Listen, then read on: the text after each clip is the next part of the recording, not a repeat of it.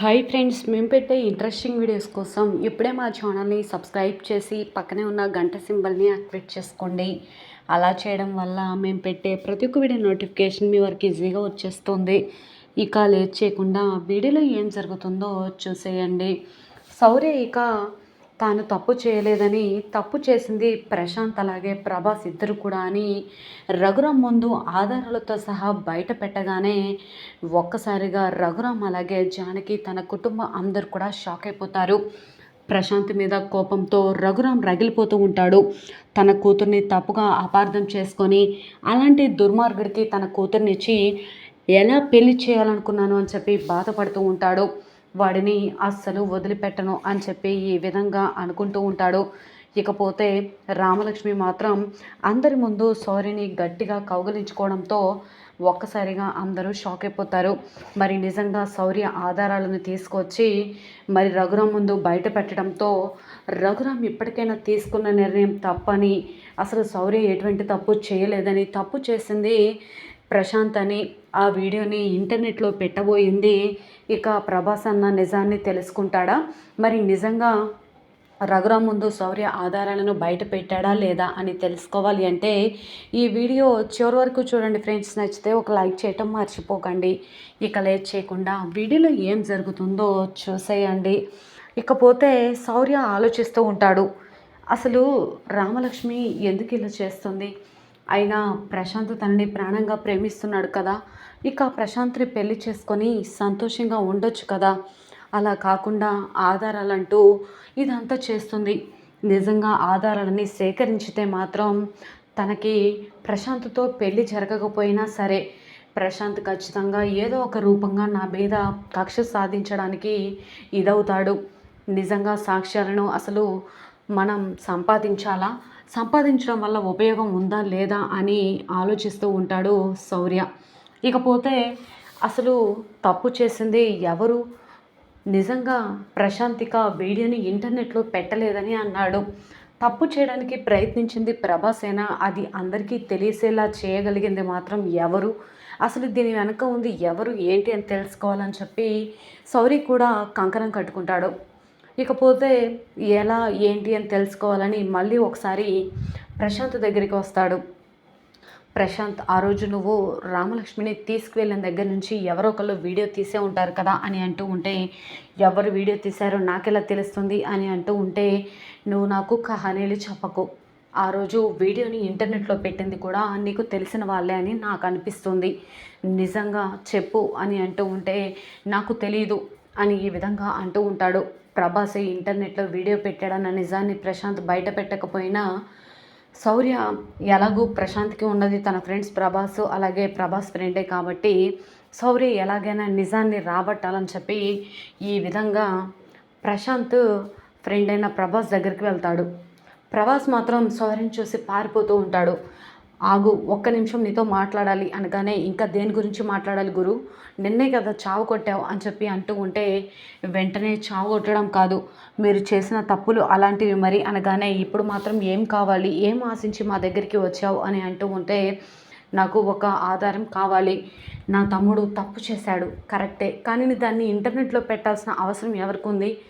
ఎవరో ఇదంతా కావాలని చేశారని నాకు అనిపిస్తుంది.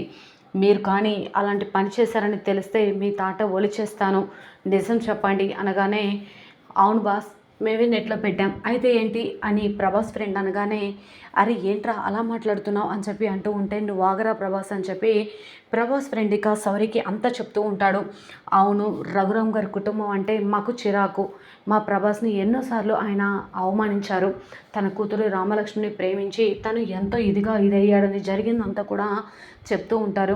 ఒకసారి ఊరు జనం అందరి ముందు కూడా ప్రభాస్ని తాను చితక్కొట్టాడని, తన మీద తను కక్ష సాధించాలనుకున్నాడని, ఇక నిన్న మొన్న కూడా రామలక్ష్మికి ప్రశాంత్కి గుడిలో పెళ్లి జరుగుతుంది అని కూడా ఊరంతా చెప్పింది మేమే, అయితే ఏంటి అని చెప్పి ప్రభాస్ ఫ్రెండ్ అంటూ ఉంటాడు.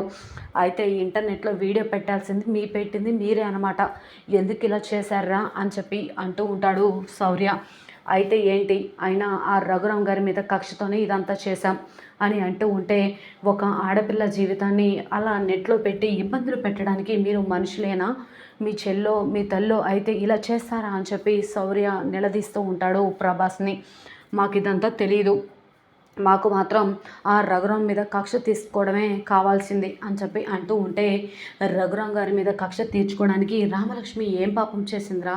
రామలక్ష్మి అభం శుభం తెలియని అమాయకురాలు, తన జీవితాన్ని ఇలా నెట్లో పెట్టాలని మీరు ఎందుకు అనుకున్నారు అని అంటూ బాగా కొడుతూ ఉంటాడు. లేదు బాస్, ఆ రోజే ఆ వీడియోని డిలీట్ చేసేసాం ఇంటర్నెట్లో అప్లోడ్ చేసి అనగానే ఒక్కసారిగా ప్రభాస్ ఈ విధంగా అంటూ ఉంటే శౌర్యకి బాగా కోపం వస్తూ ఉంటుంది. మీరు ఈరోజు ప్రశాంత్తో రామలక్ష్మి పెళ్లి జరుగుతుందని మీరు అనుకుంటున్నారు. తన ఇష్టం లేని పెళ్లి చేసుకోలేక తను ఎంతో బాధపడుతుంది. ప్రశాంత్ అలాగే రామలక్ష్మి పెళ్లి జరగాలని నేను కూడా కోరుకున్నాను. కానీ రామలక్ష్మి మాత్రం ఆ పెళ్లి చేసుకొని సంతోషంగా ఉండలేదని నాకు అనిపిస్తుంది.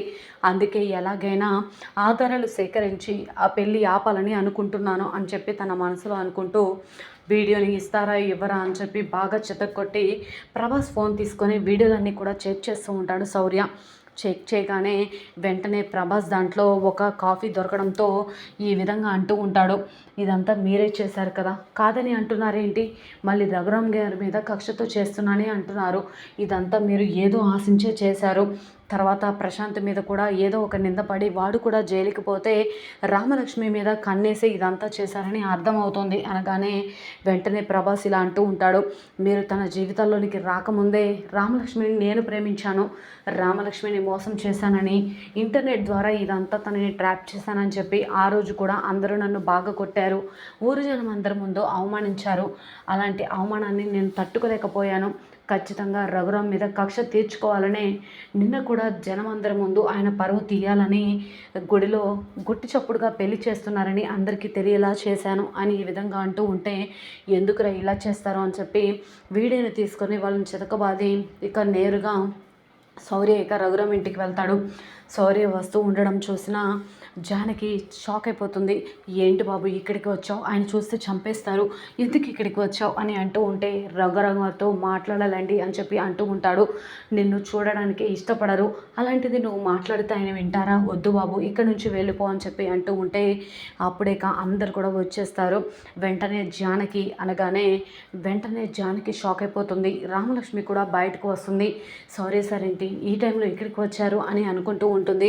వెంటనే రఘురామ్ గారు మీతో కొంచెం మాట్లాడాలి అనగానే, నాకు ఎవ్వరితో మాట్లాడడం ఇష్టం లేదు శివరామ్ అనగానే శివరామ్ వెళ్ళి శౌర్య కాలర్ పట్టుకొని మెడపట్టి బయటకు గెట్టేయబోతుంటే, తప్పు చేసింది నేనే అని అంటున్నారు కదా, తప్పు చేసింది నేను కాదని ఆధారాలతో సహా మీ ముందు ఉంచడానికి వచ్చాను అని చెప్పి వీడియో అంతా కూడా తీసి అదంతా చేసింది ప్రశాంతేనని, దానికి సహాయం చేసింది ప్రభాస్ అలాగే తన ఫ్రెండ్ అన్న నిజాన్ని ఆధారాలతో సహా రఘురామ్ ముందు బయట పెట్టగానే ఒక్కసారిగా రఘురామ్ షాక్ అయిపోతాడు.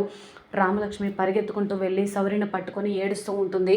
మరి రఘురామ్ ముందు సాక్ష్యాలతో సహా బయట పెట్టాడు కాబట్టి మరి రామలక్ష్మి పెళ్ళి ప్రశాంత్తో చేయడానికి ఇంకా ఒప్పుకుంటాడా?